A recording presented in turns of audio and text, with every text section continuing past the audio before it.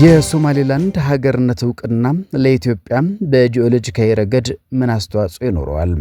በዚህ ጉዳይ ላይ አጠር ያለ ዘገባ አሰናድተናል። ሰላም ጤና ይስጥልኝ። የተወደዳችሁና የተከበራችሁ ውድ የዜና ፕላስ ቤተሰቦቻችን ወደ እናንተ ይህን መረጃ እናደርሳለን።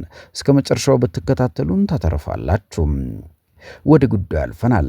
ዛሬ በዓለም ላይ ደስተኛ ሰው እኔ ነኝ በሶማሌላንድ ሪፐብሊክ ዕውቅና ላይ የተደረገ ታሪካዊ ንግግር ነው።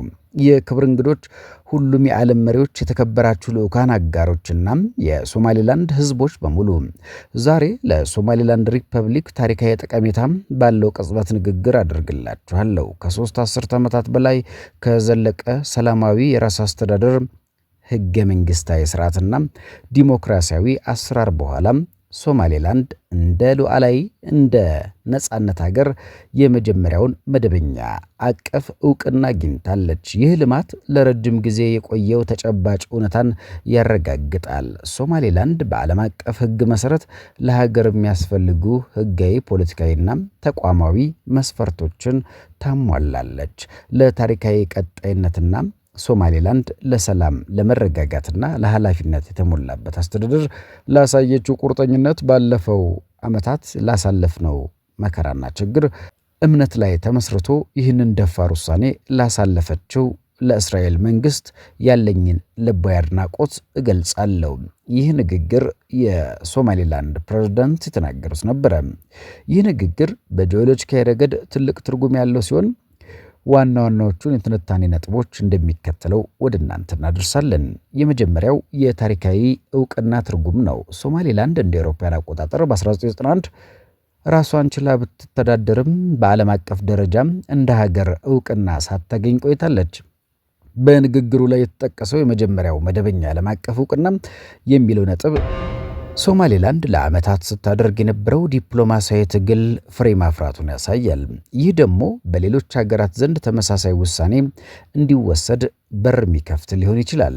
ሁለተኛው የእስራኤል ሚና ስልታዊ ፋይዳ። እስራኤል ለሶማሌላንድ ዕውቅና ለመስጠት የወሰነችው ውሳኔ በንግግር ውስጥ በልዩ ሁኔታ ተመስግኗል። ይህ ውሳኔ በሁለት ምክንያቶች ሊታይ ይችላል። የመጀመሪያው ታሪካዊ ትስስር። ይህ እንደሚያመላክተው ከሆነ ውሳኔው ታሪካዊ ቀጣይነትን ያገናዘበ ነው። የቀይ ባህር ፖለቲካ። ሶማሌላንድ በቀይ ባህርና በኤደን ባህረ ሰላጤ መገኛም የምትገኝ በመሆኗ ለእስራኤል ስልታዊ የደህንነትና የንግድ አጋር ልትሆን ትችላለች። ሶስተኛው የሶማሌላንድ መከራከሪያ ነጥቦች። ተናጋሪው ሶማሌላንድ ለሀገርነት የሚያስፈልጉ መስፈርቶችን እንደምታሟላ ወይም ደግሞ ፕሬዝዳንቱ ሲገልጹ 3 ዋና ዋና ነጥቦችን ጠቅሰዋል። የመጀመሪያው መረጋጋት ሲሆን ለ3 አስርት ዓመታት ሰላማዊ የራስ አስተዳደር፣ ዲሞክራሲያዊ ሕገ መንግሥታዊ ስርዓትና ዲሞክራሲያዊ አሰራር ሕጋዊነትን በዓለም አቀፍ ሕግ መሰረት የሚፈለጉ የሀገርነት መስፈርቶች እንደ ግዛት፣ ሕዝብና አስተዳደር ማሟላት። ሊያጋጥሙ የሚችሉ ተግዳሮቶች። ምንም እንኳን ይህ ንግግር የድል አድራጊነት ስሜት ቢኖረውም የሚከተሉት ተግዳሮቶች ሊገጥሙት ይችላሉ። የሶማሊያ መንግስት ምላሽ። ሶማሊያ የሶማሌላንድን መገንጠል አጥብቃ ስለምትቃወም ይህ ዕውቅና በሞቃዲሾና በሐረርጌ መካከል ያለውን ውጥረት ሊያባብሰው ይችላል። የአፍሪካ ህብረት አቋም። የአፍሪካ ህብረት የሀገራትን ድንበር አለመቀየር የሚል የፖሊሲ ውሳኔ ስላለው ሌሎችም የአፍሪካ ሀገራት ይህን ዕውቅና ለመቀበል ሊዘገዩ ይችላሉ። ስለ ቀጣዩ የዲፕሎማሲ እንቅስቃሴና ስለ ቀጠናው ቀጣይ በዝርዝር ስንመለከት የቀጠናው በተለይ ቀጣዩ የዲፕሎማሲ እንቅስቃሴ ተከታታይ ዕውቅናዎች። ሶማሌላንድ ከእስራኤል ያገኘችው የመጀመሪያው መደበኛ ዓለም አቀፍ ዕውቅና ሌሎች የአውሮፓና የአረብ ሀገራት ተመሳሳይ እርምጃ እንዲወስዱ መንገድ ሊከፍት ይችላል። የሕጋዊነት ማረጋገጫዎች ሌሎችም ይነሳሉ። ኢኮኖሚያዊ አጋርነት። ከአጋሮች ጋር ያላትን ግንኙነት በማጠናከር የውጭ ኢንቨስትመንት ለመሳብና የንግድ መስመሮች ለማስፋት ትሰራለች። ሁለተኛ ቀጠናዊ ተጽዕኖና ትንታኔ። የቀይ ባህር ፖለቲካ። ሶማሌላንድ ያገኘችው ዕውቅና በቀይ ባህር አካባቢ ያለውን የኃይል ሚዛን ሊቀይረው ይችላል። በተለይ ደግሞ ለእስራኤል የተሰጠው ምስጋና ስልታዊ ጥምረት መፈጠሩን ያሳያል። የአፍሪካ ቀንድ መረጋጋት። ሶማሌላንድ ላለፉት 3 አስርት ዓመታት የገነባችው ሰላማዊ የራስ አስተዳደር እንዲሁም ሕገ መንግሥታዊ ስርዓት በቀጠናው ውስጥ እንደ አርአያ ሊጠቀስ ይችላል። የጎረቤት ሀገራት ስጋትና ዕድል። ይህ ዕውቅና በሶማሊያና በሶማሌላንድ መካከል ያለውን ግንኙነት አዲስ ምዕራፍ ውስጥ የሚከት ሲሆን እንደ ኢትዮጵያ ላሉ የቅርብ ጎረቤቶች አዲስ የፖለቲካና የኢኮኖሚ አማራጮች ሊፈጥር ይችላል።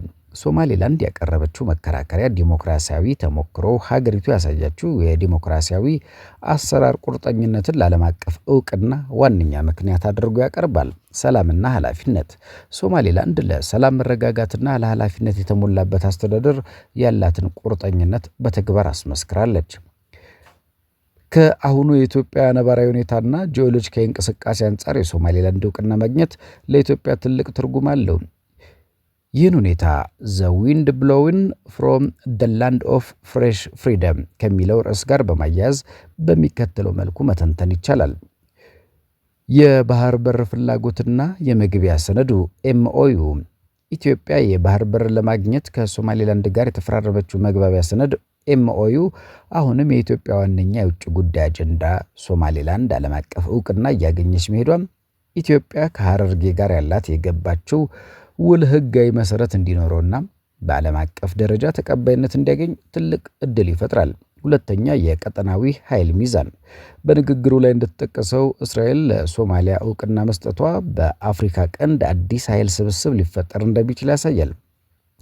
ይህ ደግሞ ለኢትዮጵያ በቀይ ባህር አካባቢ አዳዲስ ስልታዊ አጋሮችን እንደ እስራኤል፣ ሶማሌላንድ ለማግኘት ይረዳታል። ለቀጠናው በኢትዮጵያ ሶማሌላንድና በተቃራኒው ደግሞ በሶማሊያ ግብፅና ኤርትራ መካከል ያለውን የዲፕሎማሲ ፍጥጫ ሊያባብሰው ይችላል።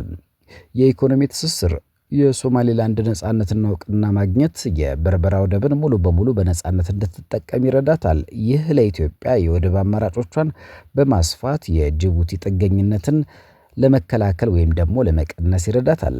በምስራቅ አፍሪካ በኩል ያለውን የንግድ እንቅስቃሴ በማነቃቃት ለአገሪቱ ኢኮኖሚ እድገት አስተዋጽኦ ያደርጋል። የሰላምና የጸጥታ ስጋቶች ሶማሌላንድ ሰላማዊ የራስ አስተዳደርና ዲሞክራሲ አሰራር እንዳላት መጥቀሷ ለኢትዮጵያ ምስራቃዊ ድንበር መረጋጋት መልካም ዜና ቢሆንም የሶማሊያ መንግስት ይህንን እውቅና አጥብቆ መቃወሙ በጎረቤት ሀገራት መካከል ያለውን ጥምረት ሊጨምር ይችላል ተብሎ ይታሰባል። እንደ ማጠቃለያ ለኢትዮጵያ የሶማሊያ የነጻነት አዲስ ነፋስ የባህር በር ባለቤት የመሆን ህልሟን የሚያቀርብላት ስለመሆኑ ዓለም አቀፍ ተንታኞች፣ በርካታ ባለሙያዎች በዲፕሎማሲ ረገድ አዲስ አጋርነት የሚፈጥር እድል ተደርጎ ሊወሰድ ይችላል። በዚህ ትንታኔ ላይ ተመስርቶ ኢትዮጵያ በቀጣይ ልትወስዳቸው ስለሚገቡ የዲፕሎማሲ እርምጃዎች እንድንወያይ በቀጣይ ሌሎችም ተጨማሪ መረጃዎችን ይዘን እንቀርባለን። ዜና ፕላስ የዕለቱ ጉዳያችን ይህን ይመስል ነበር። ይህንና ሌሎች አዳዲስ ጉዳዮችን በተከታዩ የዜና ፕላስ መረጃ ሰዓታችን ይዘን እንቀርባለን። ቤተሰቦቻችን ስለሆናችሁ የዩቲዩብ ቻናላችን አጋር ስለሆናችሁ ላይክ፣ ሰብስክራይብ፣ ሼር ስለምታደርጉ እናመሰግናለን። ዜና ፕላስ በቀጣይ እንመለሳለን።